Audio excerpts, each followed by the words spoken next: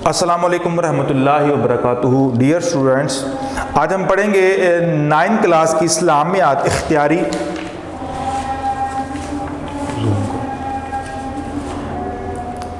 आपने जब भी पढ़ना है आपने सर जो टेक्स्ट बुक है उसी को फॉलो करना है, क्योंकि हम उसी से आपको पढ़ाएंगे और आपने भी उसी से ही पढ़ना है। अब हम पढ़ेंगे इस्लामियात इख्तियारी का ये जो तीसरा चैप्टर है, जिसको हम तालीमात इस्लाम कहते हैं। ठीक है, इसके हमने 3 हिस्से पढ़ लिए थे। तौहीद भी पढ़ लिया था, इताअत रसूल भी पढ़ लिया था और तहारत व पकीदगी भी हमने पढ़ लिया था।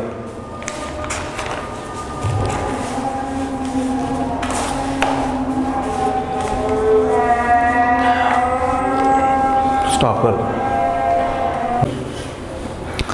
अब हम पढ़ेंगे जो लॉन्ग क्वेश्चन में से एक लॉन्ग क्वेश्चन जो है वो बोर्ड में आता है इल्म की तरगीब के हवाले से। जिस तरह मैंने आपको पहले भी बोला था, अगर हम इन चैप्टर्स की इन पैराग्राफ की अच्छी तरह रीडिंग करेंगे तो इनके अंदर से ही आपको शॉर्ट क्वेश्चन भी आएंगे और लॉन्ग भी आएंगे। लॉन्ग क्वेश्चन के अंदर हम देखेंगे क्या लिखा हुआ है और उसको पढ़ेंगे, और आपने जितना मैं पढ़ाऊंगा आपने उतना ये लॉन्ग क्वेश्चन याद करना है, और इसके अंदर से कुछ शॉर्ट क्वेश्चन की भी मैं निशानदेही कर दूंगा और आप उसको भी नोट कर लेंगे। पहला है इल्म की तरगीब। इंसान सरताजे कायनात और ज़मीन पर खुदा की बेहतरीन मखलूक है। वो बाकी मखलूक़ात से सिर्फ इसलिए अफजल व अशरफ है कि अल्लाह ताला ने इसे अक्ल से नवाजा है और सबसे ज़्यादा इल्म दिया है। यानी कि इंसान को जो अज़मत मिली है, इंसान को जो मुकाम मिला है, उसके इल्म की बुनियाद पर मिला है। अगर इंसान के पास अगर नॉलेज ना होता, इल्म ना होता, तो कभी भी उसको बाकी मखलूक़ात पर फ़ौक़ियत और फजीलत ना मिलती। इस इल्म की बिना पर ही फ़रिश्तों को आदम अलैहिस्सलाम के आगे झुकना पड़ा और इसी के ज़रिए सारी कायनात इंसान के लिए मुती और मुसख्खर होकर रह गई। यानी इंसान आज इतना जो तरक्की कर चुका हुआ है कि दुनिया के एक कोने से दूसरे कोने तक चंद सेकंड के अंदर इंसान वो बात कर पाता है, और पैगाम रसाई का जो सिलसिला है वो बड़ा ही आसान हो चुका हुआ है। जो दूरियां थी वो सिमट कर रह गई हैं। तो ये सारा का सारा मरहून मिन्नत ये इल्म की बुनियाद पर है। नबी करीम सबसे पहले वही नाज़िल हुई नबी इस्लाम पर, जो अल्लाह पाक का जो पैगाम नाज़िल हुआ सबसे पहले, उसमें अल्लाह ताला ने सबसे बड़ा एहसान यही जताया है कि उसने इंसान को कलम के ज़रिए बहुत सारे उलूम व फ़नून की तालीम दी है। जो वही नबी इस्लाम पर आई थी, तो उस वही की जो तालीमात में से सबसे पहले जो अहम बात थी वो ये थी कि अल्लाह ताला ने इंसान को जो इल्म सिखलाया है उसके बारे में अल्लाह ताला ने फरमाया। क्या फरमाया है? इक़रा बिस्मि रब्बिकल्लज़ी खलक़ खलक़ल इंसान मिन अलक़ इक़रा व रब्बुकल अकरम अल्लज़ी अल्लमा बिल कलम अल्लमल इंसान मा लम यअलम।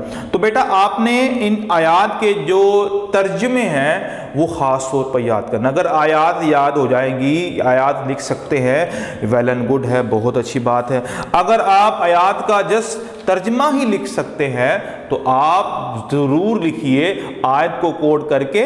आप अरबी के बगैर अगर तर्जमा भी लिख सकते हैं तो ये बहुत ही अच्छा है। तर्जमा क्या है?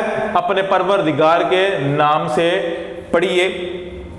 पढ़ जिसने पैदा किया है, जिसने इंसान को लोथड़े से पैदा किया है। पढ़ और तेरा परवरदिगार करीम है, जिसने कलम के ज़रिए इल्म सिखाया, इंसान को वो इल्म सिखाया जो वो नहीं जानता था। अब बेटा ये लॉन्ग क्वेश्चन के अंदर ही ज़रा थोड़ा सा ठहर कर मैं आपको एक इसके अंदर शॉर्ट क्वेश्चन जो है वो बता देता हूँ कि बोर्ड में शॉर्ट क्वेश्चन इससे रिलेटेड आ सकता है। क्या आ सकता है कि इल्म के हवाले से कुरान पाक की कोई एक आयत का तर्जुमा लिखे, तो आप इस आयत का तर्जुमा भी लिख सकते हैं। ठीक है, आगे एक और आयत है,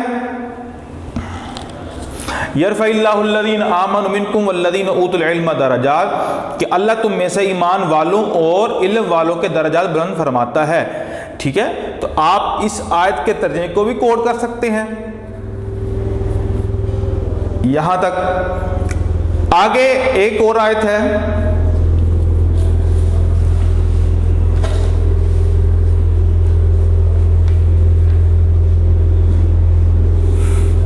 آگے ایک اور آیت ہے قل هل يستوي الذين يعلمون والذين لا يعلمون، ترجمہ کیا ہے؟ کہہ دیجئے کہ عالم اور جاہل برابر ہو سکتے ہیں۔ ٹھیک ہے، آپ نے ان آیات کو ضرور بالضرور لکھنا ہے۔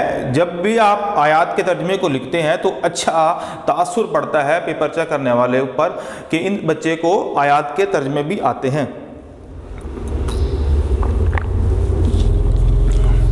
آگے یہی وجہ تھی کہ حضور صلی اللہ علیہ وسلم نے مسلمان مرد اور عورت پر طلب علم کو واجب کیا، اور خود بھی علماء کی محفل کو عابدوں کی مجلس پر فضیلت دے کر علم اور تحصیل علم کی حوصلہ افزائی فرمائی۔ ایک مرتبہ حضور صلی اللہ علیہ وسلم مسجد میں تشریف لائے، وہاں دو مجلسیں لگی ہوئی تھیں، ایک ذکر کی اور دوسری علم کی۔ آپ صلی اللہ علیہ وسلم نے دونوں کی تعریف کی اور پھر علم کی مجلس میں بیٹھ کر فرمایا میں بھی دنیا میں معلم کا مطلب معلم، ایک لفظ ہوتا ہے معلم، ایک ہوتا ہے معلم، یہ لفظ معلم ہے۔ میں بھی دنیا میں معلم بنا کر بھیجا گیا ہوں۔ حضور اکرم صلی اللہ علیہ وسلم ہر وقت اللہ تعالیٰ سے اپنے علم میں اضافہ کی دعا کرتے تھے، اور مسلمانوں کو بھی یہی تعلیم دے رہے ہیں کہ ہر مسلمان یہ کہے رب زدنی علما، رب زدنی علما، کہ میرے علم میں اے رب میرے علم میں اضافہ فرما۔ یعنی کہ جو انسان کو نالج ہے، جو انسان کو آگاہی ہے، اس میں مزید اضافہ کے لیے انسان کو ضرور دعا، یعنی کہ یہ قطعی نہیں ہے کہ ایک انسان کے پاس نالج ہے تو وہ سمجھے کہ میرے پاس بہت زیادہ نالج ہے تو لہذا مجھے کسی چیز کی اب ضرورت نہیں ہے۔ اب دیکھیں بیٹا کہ دنیا میں جو سب سے بڑے جو علم والے تھے وہ حضور پاک صلی اللہ علیہ وسلم تھے، لیکن اس کے باوجود بھی وہ اللہ تعالیٰ سے دعا یہی کرتے تھے کہ رب زدنی علما، رب زدنی علما، رب زدنی علما، کہ اے اللہ میرے علم کو بڑھا دے، میرے علم میں اضافہ فرما۔ آگے حضرت معاذ بن جبل رضی اللہ تعالیٰ عنہ صحابی رسول ہیں، نے حضور صلی اللہ علیہ وسلم سے علم کے بارے میں ایک مفصل حدیث نقل کی ہے، جس سے علم کی ضرورت اور افادیت پر تفصیلی روشنی پڑتی ہے۔ آپ صلی اللہ علیہ وسلم نے فرمایا علم حاصل کرو، اللہ تعالیٰ کے لیے علم حاصل کرنا نیکی ہے، علم کی طلب عبادت ہے، اس میں مصروف رہنا تسبیح اور بحث و مباحث کرنا جہاد ہے۔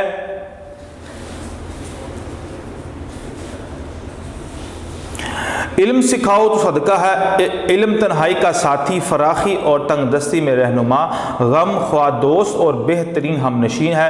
علم جنت کا راستہ بتاتا ہے، اللہ تعالیٰ علم ہی کے ذریعے قوموں کو سربلندی عطا فرماتا ہے۔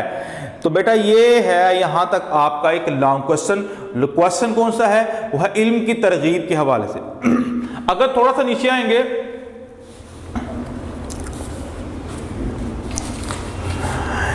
یہ یہاں پر ایک شارٹ کوشچن ہے، یہاں پر میں نوٹ کر دیتا ہوں اس کو، شارٹ کوشچن ہے یہ، بورڈ کے اندر یہ سوال ضرور آتا ہے، علم کی کتنی قسمیں ہیں، علم کتنی طرح کا ہوتا ہے؟ تو آپ اوپر دیکھ سکتے ہیں دنیا میں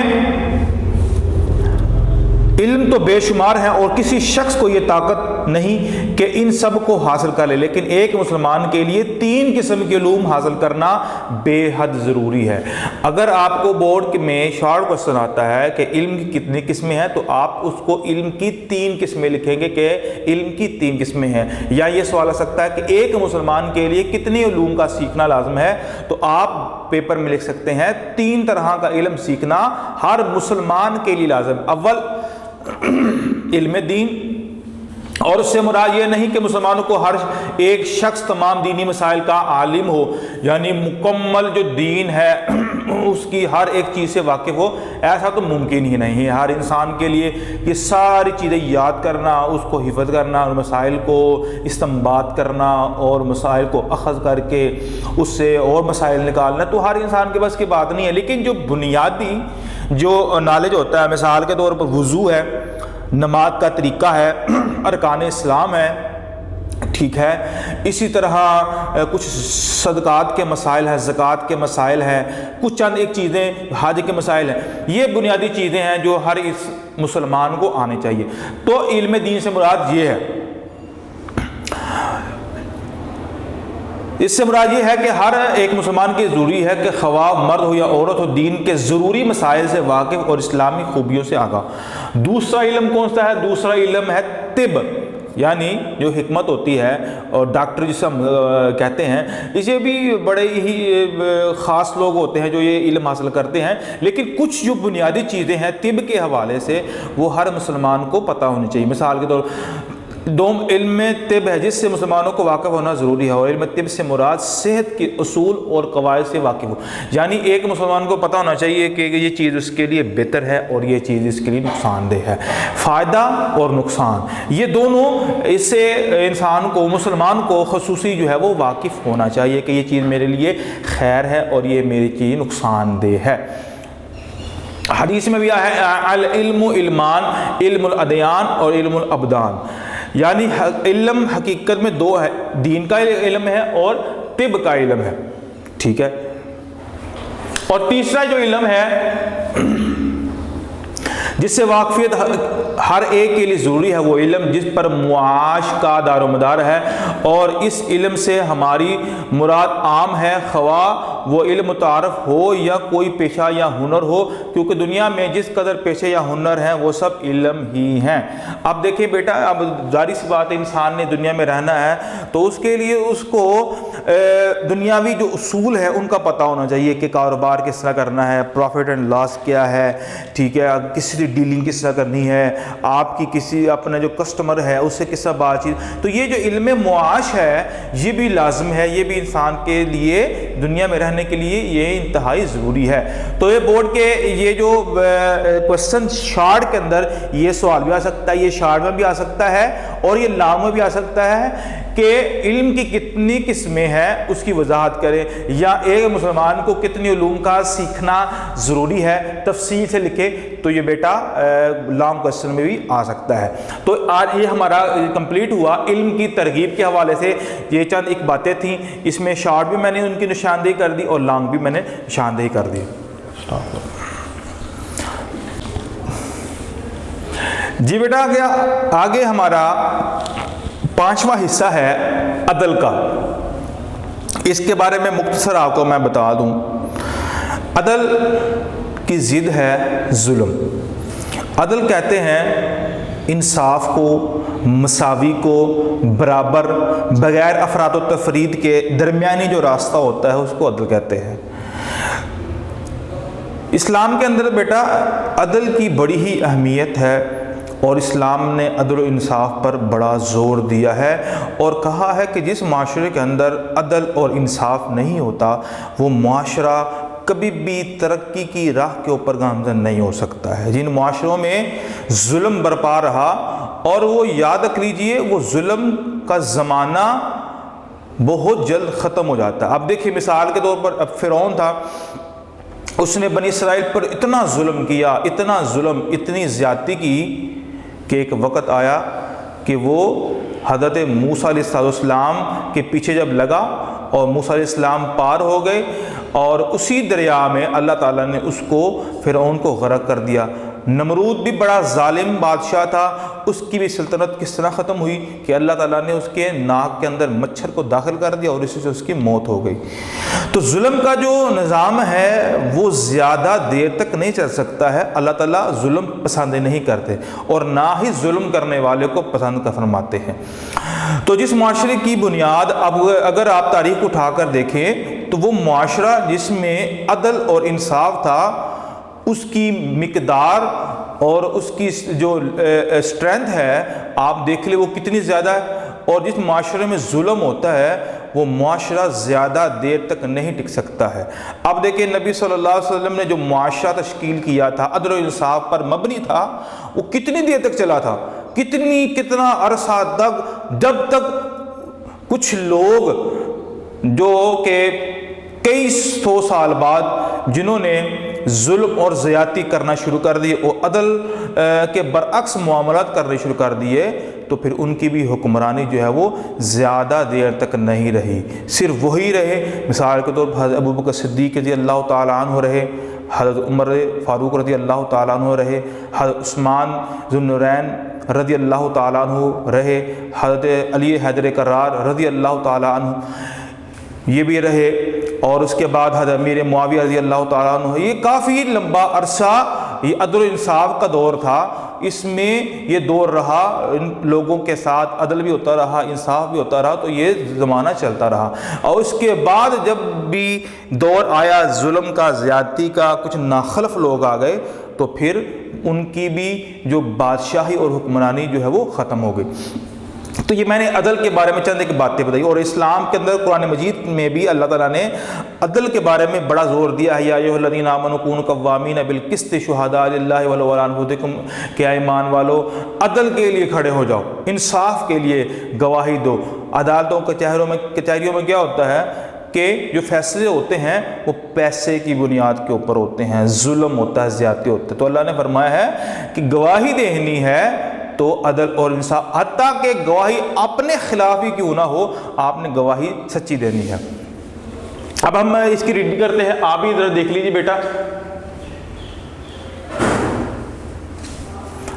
عدل کا معنی مساوی بدلہ، افراد اور تفرید کے درمیان راستہ اور حق کو انصاف ہے۔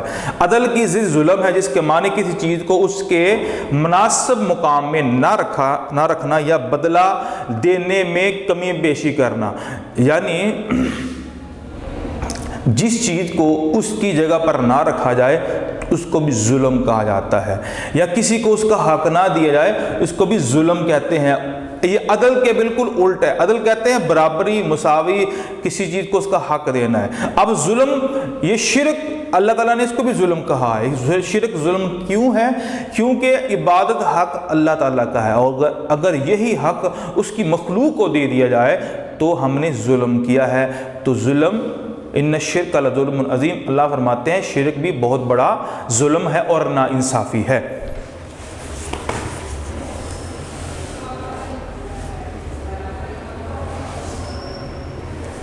ہر اچھے اور برے کام کا پورا بدلہ دینا عدل کہلاتا ہے، اس میں کمی بیشی کرنا ظلم ہے۔ عدل و انصاف کے بغیر مثالی معاشرہ قائم نہیں کیا جا سکتا ہے۔ جہاں ظلم، فساد اور بے چینی پیدا کرتا ہے، وہاں عدل امن، اطمینان اور ترقی کا ضامن ہے۔ عدل ہی پوری دنیا کی ترقی اور خوشحالی کا دار و مدار ہے، اور دنیا کی کوئی قوم اس کی ضرورت و اہمیت کا انکار نہیں کر سکتی ہے۔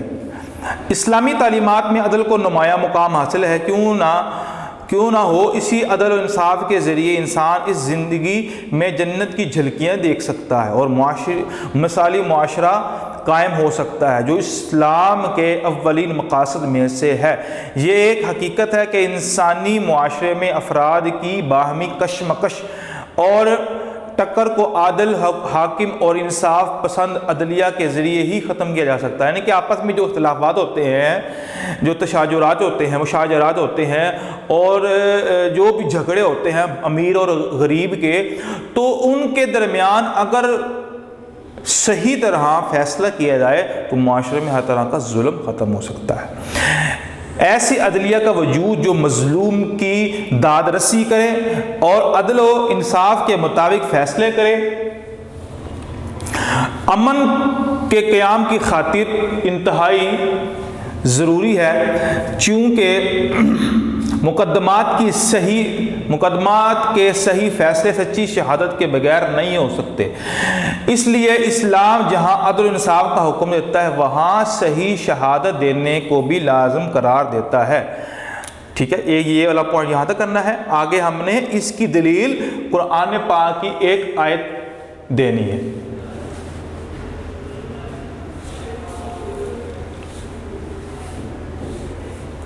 یہ ہے آیت قرآن پاک کی، آپ نے اس کا جو ہے وہ ترجمہ یاد کرنا ہے یہاں سے لے کر یہاں تک، کہ اے ایمان والو، انصاف پر قائم رہنے والے اللہ کے لیے گواہی دینے والے بن جاؤ، اگرچہ وہ گواہی اپنی ہی ذات یا والدین یا رشتہ داروں کے خلاف ہی کیوں نہ ہو۔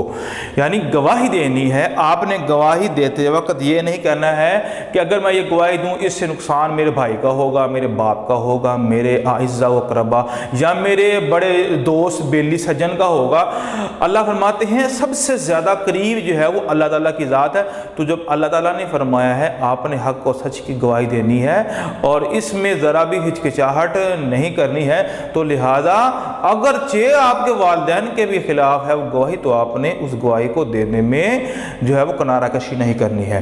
آگے اس کی دلیل کے اوپر ایک اور آیت ہے، اس کا بھی ترجمہ بیٹا آپ نوٹ کر لیں۔ اور تمہیں کسی قوم کی عداوت اس بات پر آمادہ نہ کرے کہ انصاف نہ کرو، انصاف کرو، انصاف کرنا ہی پرہیزگاری کے زیادہ قریب ہے اور اللہ سے ڈرو۔ یعنی انصاف کرو، اللہ تعالیٰ زیادہ پسند کرتا ہے انصاف کرنا۔ دیکھیں بات ذرا غور کریں، اگر آپ کی ذات کا یا آپ کے علاقے والا بندہ یا آپ کا ہمسایہ یا آپ کے خاندان میں سے کوئی شخص ہے، اگر آپ سے اس کے خلاف گواہی دلوائی جائے اور یہ کہا جائے کہ آپ نے حق اور سچ کی گواہی دینی ہے، تو انسان کے ذہن میں ضرور آتا ہے کہ میرے اس کے ساتھ بڑے تعلقات ہیں یا میرا اس کے ساتھ ایک کاروبار ہے، بڑی وابستگی ہے، وہ رشتہ وہ ناطہ ٹوٹ سکتا ہے میرے یہ کام کرنے پر۔ لیکن یاد رکھ لیجئے اللہ نے فرمایا ہے اے دلو، انصاف تم نے کرنا ہے، اور انصاف کرتے وقت کسی بات کو ذہن میں نہیں رکھنا، صرف ایک بات ذہن میں رکھنا ہے، وہ کیا ہے کہ اللہ تعالیٰ کا رشتہ ان سب سے زیادہ مضبوط ہے جو تمہارے ساتھ ہے، وہ ذات ہی تمہیں انصاف کرنے کا حکم دیتی ہے۔ عدالتی نظام کی کامیابی کا دار و مدار اگر ایک طرف متقی خدا ترس اور پیکر انصاف جج اور قاضی پر ہے، تو دوسری طرف پیکر صدق و وفا گواہوں پر بھی ہے۔ یعنی جو گواہ ہی دینے والے ہوتے ہیں، اب عدالت میں کوئی بھی کیس لگتا ہے تو جو اس پر شہادت ہوتی ہے کہ گواہ لائے جاتے ہیں، اگر کسی نے قتل کیا ہے تو ایک گواہ پیش ہوتا ہے، وہ کہتا ہے میں نے اس کو خود دیکھا ہے کہ اس نے اس بندے کا قتل کیا ہے، یہ گواہی ہوتی ہے۔ اور آپ کو پتہ ہے کچہریوں کے اندر جھوٹی گواہی عام مل جاتی ہے، 5 سے 10 ہزار روپے دیں، ایک شخص قرآن کے اوپر ہاتھ رکھ کر گواہی دینے کے لیے تیار ہو جاتا ہے، حالانکہ اس نے کچھ نہیں دیکھا ہوتا ہے۔ تو جو گواہی دینے والا ہوتا ہے وہ بھی سچا ہونا چاہیے۔ اس لیے یہ بتایا گیا ہے کہ کسی شخص کے ساتھ بغیر کسی کمی بیشی اور اچھے یا برے جذبے کے وہ سلوک کرنا چاہیے جس کا وہ واقعی مستحق ہے، اور عدل و انصاف کی ترازو ایسے صحیح اور برابر ہونی چاہیے کہ بڑی سے بڑی محبت اور شدید سے شدید عداوت اس کے دونوں پلڑوں میں کسی کو جھکا نہ سکے۔ یعنی آپ بعد میں ذرا غور کریں کہ فیصلہ کرتے وقت ایک فریق کی طرف جھکاؤ جو ہوتا ہے وہ ظلم ہوتا ہے، جب ایک جو منصف ہوتا ہے، ایک قاضی جو جج ہوتا ہے، وہ جو فیصلہ کس بنیاد پہ کرتا ہے وہ دلائل کی بنیاد پہ کرتا ہے، چاہے جو دلائل اس بندے کے مضبوط ہوں جو ظالم ہے، کیونکہ اسلام کے اندر یہی کانسیپٹ پایا جاتا ہے کہ دلائل جس کے مضبوط ہیں یا گواہی جس کے پاس ہے، ٹھیک ہے، بلکہ نبی صلی اللہ علیہ وسلم کے بارے میں آتا ہے آپ نے ایک دفعہ فیصلہ فرمایا، جس کے حق میں فیصلہ فرمایا وہ شخص زبان کا بڑا تیز تھا، اس کے پاس دلائل تھے، اس کے پاس چرب زبانی تھی، اس نے وہ منٹوں میں اگلے بندے کو قائل کر لیتا تھا، ٹھیک ہے۔ تو اسی طرح حالانکہ وہ شخص رائٹ پہ نہیں تھا، وہ ناحق پہ تھا، اور یاد رکھ لیجیے ایسا کرنے والا دنیا کے اندر تو اس کے حق میں فیصلہ ہو گیا، لیکن قیامت کے روز اللہ کے سامنے تو کوئی جھوٹ نہیں نہ بول سکتا۔ الیوم نختم علی افواہہم وتکلمنا ایدیہم وتشہد ارجلہم بما کانوا یکسبون۔ اللہ فرماتے ہیں قیامت کے روز جو زبانیں چلتی تھیں دنیا میں وہ بند ہو جائیں گی، ہاتھ گواہی دیں گے، پاؤں گواہی دیں گے، جسم کے اعضاء بول بول کر اس بندے کے خلاف گواہی دیں گے۔ تو بیٹا یہ آپ نے یہ لانگ کوسچن ہے، یہ آپ نے یہاں تک یاد کرنا ہے۔ جس طرح میں نے آپ کو بتایا ہے کہ قرآن مجید کے اندر انصاف یا عدل کے متعلق جو آیت ہے اس کا ترجمہ لکھیں۔ یہ 2 بیٹا آیات ہیں، آپ ان 2 آیات میں سے کوئی ایک آیت کا ترجمہ لکھ سکتے ہیں، یہ شارٹ آپ کا جو حل ہو جائے گا۔ اب یہاں پر آگے ایک ایگزامپل ہے، کچھ مثال ہے کہ نبی صلی اللہ علیہ وسلم کے دور میں عدل کے حوالے سے کوئی ایک مثال دیں۔ یہ شارٹ میں بھی آ سکتا ہے، یہ لانگ میں بھی آ سکتا ہے، ٹھیک ہے، آپ اس کو نوٹ کر سکتے ہیں۔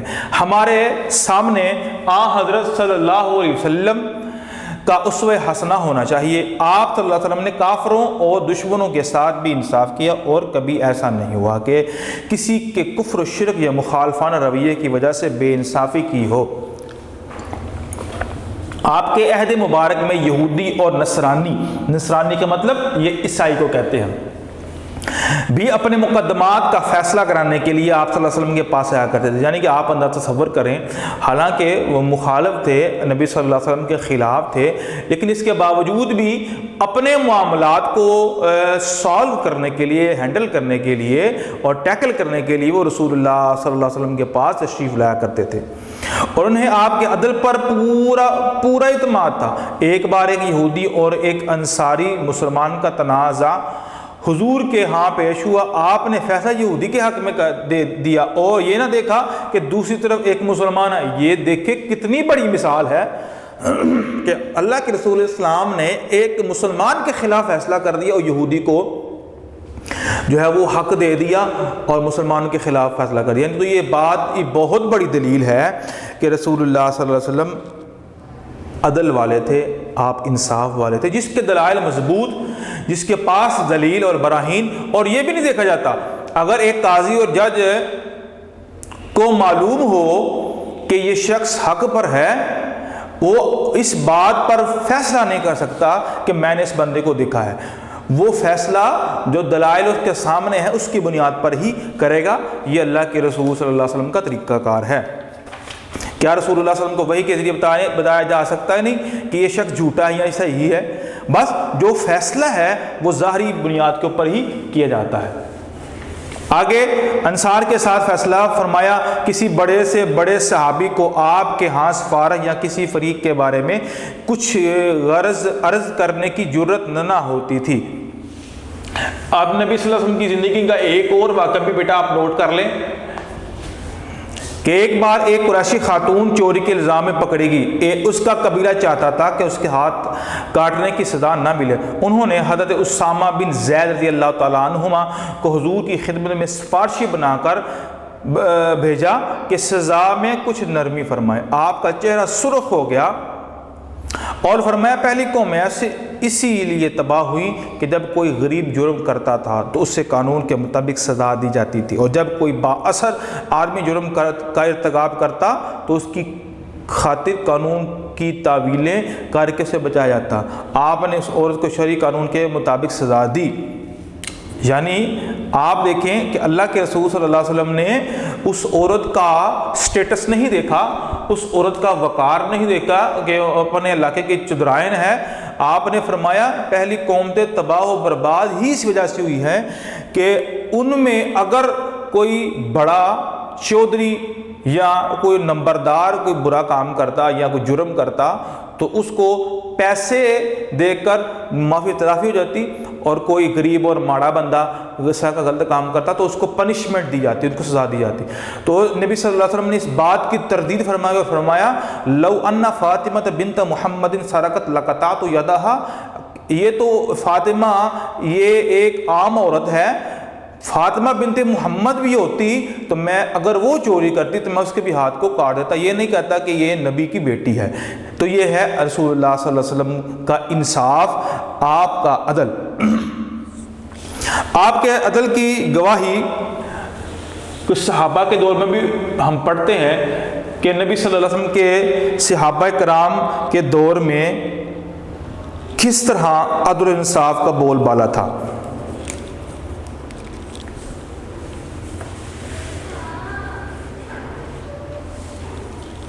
خلفائے راشدین نے اپنے دور میں عدل و انصاف کی مثالیں قائم کی ہیں، حضور صلی اللہ علیہ وسلم کے نقش قدم پر چل کر انصاف کا حق ادا کیا ہے۔ حضرت عمر اور حضرت علی رضی اللہ تعالیٰ عنہ کا انصاف تو مثل بن گیا۔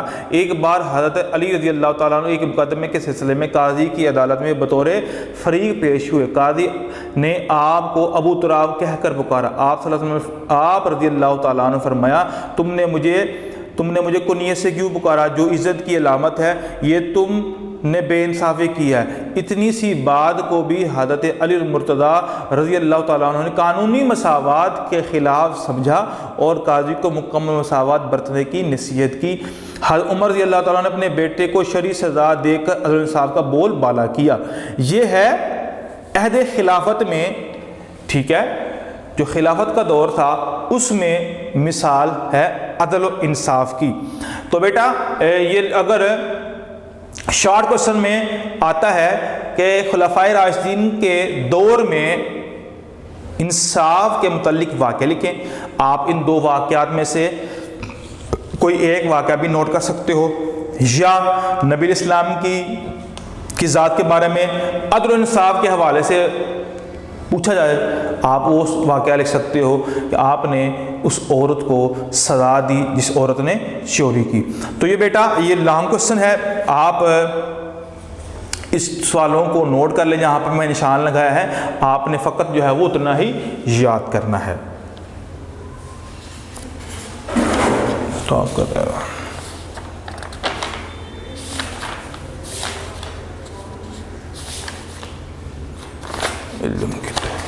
آپ اسٹاپ کر دیں۔ ویڈیو پسند آئی تو لائک کریں، اپنی رائے کمنٹ کریں۔ ایسے ہی مزید ویڈیوز کے لیے ہمارا چینل سبسکرائب کریں اور بیل کا آئیکن دبائیں تاکہ آپ کو ہر ویڈیو کا نوٹیفیکیشن ملتا رہے۔